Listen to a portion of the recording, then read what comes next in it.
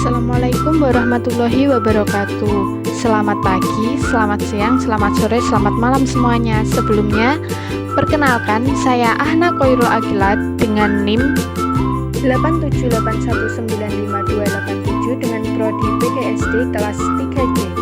Di sini saya akan menjelaskan tentang proses lahirnya Pancasila, BPUPKI, PPKI, dan Piagam Jakarta. Sejarah lahirnya Pancasila melibatkan beberapa tahapan penting, termasuk peran Badan Penyelidik Usaha-Usaha Persiapan Kemerdekaan Indonesia atau biasa disebut dengan BPUPKI, Piagam Jakarta, dan Panitia Persiapan Kemerdekaan Indonesia atau biasa disebut PPKI. Berikut adalah beberapa penjelasan lengkap mengenai proses tersebut. Pada Perang Pasifik, Jepang berupaya menarik dukungan rakyat Indonesia dengan menjanjikan kemerdekaan dan membentuk Dokuritsu Junbi Kosakai atau BPUPKI. BPUPKI dibentuk secara resmi pada tanggal 1 Maret 1945 dan diketuai oleh KRT Rajiman Widyodiningrat. BPUPKI telah mengadakan dua sidang utama pada tahun 1945. Sidang pertama berlangsung dari 29 Mei hingga 1 Juni 1945, fokus pada perumusan dasar negara Indonesia. Tokoh-tokoh seperti Muhammad Yamin, Sutomo, dan Soekarno menyampaikan usulan dasar negara. Pada tanggal 1 Juni 1945, Soekarno memperkenalkan Pancasila yang kemudian diterima sebagai dasar negara. Sedangkan sidang kedua dilaksanakan dari 10 hingga 17 Juli 1945 yang membahas rancangan Undang-Undang Dasar Negara atau UUD, bentuk negara, pernyataan merdeka, wilayah negara, dan kewarganegaraan Indonesia.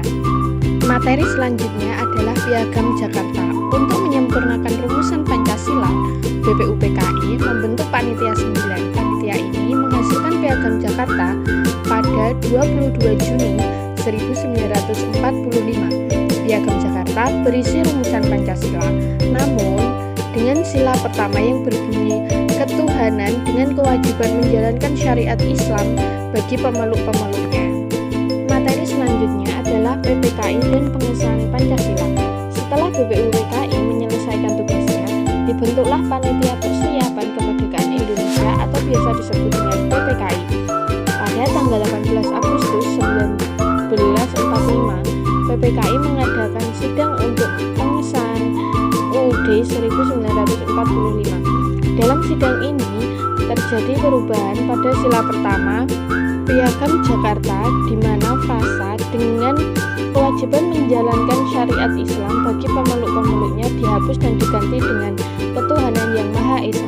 Perubahan ini dilakukan untuk menjaga persatuan dan kesatuan Indonesia yang memiliki keberagaman agama dan kepercayaan. Akhirnya, Pancasila yang telah disempurnakan, disahkan, dan dicantumkan pada pembukaan Undang-Undang Dasar 1945 sebagai dasar negara Indonesia yang sah. Dengan demikian, proses lahirnya Pancasila melibatkan serangkaian diskusi, kompromi, dan perubahan untuk mencapai konsensus yang mencerminkan keberagaman dan persatuan Indonesia. Salah satu peristiwa penting dalam proses lahirnya Pancasila adalah sidang pertama BPUPKI pada tanggal 1 Juni 1945. Dalam sidang ini, Soekarno menyampaikan pidato yang berisi usulan 5 dasar negara yang disebut Pancasila. Pidato ini sangat penting karena menjadi momentum pertama kalinya konsep Pancasila diusulkan sebagai dasar negara Indonesia merdeka. Nilai-nilai Pancasila yang tercermin dari peristiwa pidato Soekarno pada 1 Juni 1945 adalah 1. Kebangsaan.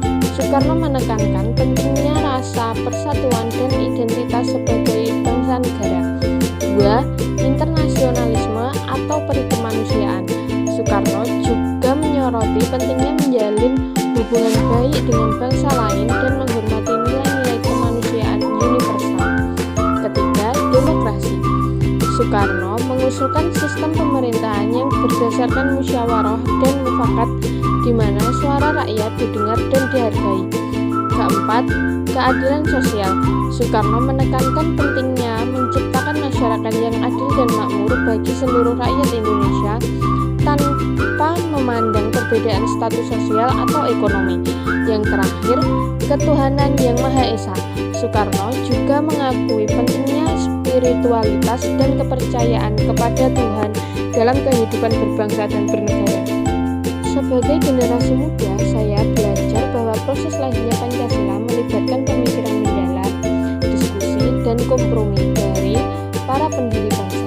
Nilai-nilai seperti persatuan, kemanusiaan, demokrasi, keadilan sosial, dan ketuhanan masih sangat relevan bagi kami saat ini. Pelajaran yang dapat diambil adalah pentingnya menghargai perbedaan, mengutamakan musyawarah, dan bergotong royong untuk mencapai tujuan bersama. Relevansi bagi generasi muda adalah nilai-nilai ini dapat diimplementasikan dalam berbagai aspek kehidupan, seperti dalam berorganisasi, bermasyarakat, dan bernegara. Generasi muda dapat menjadi agen perubahan yang menjunjung tinggi nilai-nilai Pancasila untuk menciptakan Indonesia yang lebih baik. Saya percaya dengan mengamalkan nilai-nilai Pancasila, kita dapat memperkuat persatuan dan kesatuan bangsa, serta mewujudkan cita-cita kemerdekaan Indonesia.